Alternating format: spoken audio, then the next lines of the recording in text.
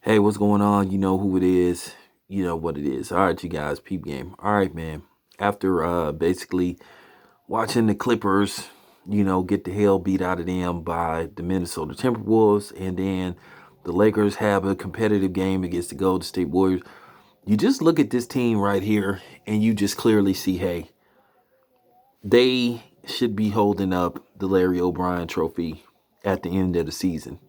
I picked the Clippers to win, but when the Clippers lose these type of games, you start to think, okay, you see the inconsistency. You see the inconsistency with the Lakers. Lakers lose to teams like the Houston Rockets. Then they lose to the Portland Trailblazers. And then the Clippers, they have a solid game versus the Miami Heat. Then they turn around and get blew out by, you know, the Minnesota Timberwolves.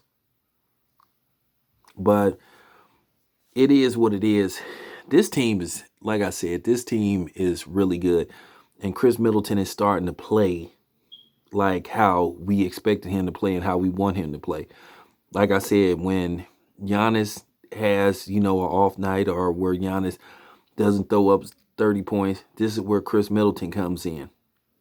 Then not to mention, people keep forgetting that, Brook Lopez was a solid scorer in his New Jersey net days. He used to average like between 19 and 21 points a game. He could score. So you start to see glimpses of the old Brook Lopez.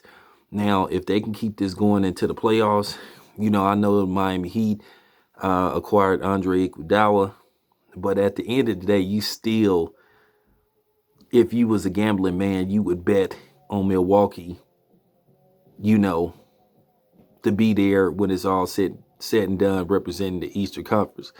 You might give a slight edge to the defending champion Toronto Raptors, but you figure, Milwaukee is looking for some get back, and Kawhi isn't there. Kawhi was the difference makers. So at the end of the day, this Milwaukee Bucks team is clearly the best team without a shadow of a doubt. Their record speaks for itself. They only have 7 losses. you know, and at the end of the day, they have arguably the best player on the planet in Giannis. So it just looked like this team is just clearly the better team, clearly. But we'll see what happens. This your boy Town Biz. I'm out.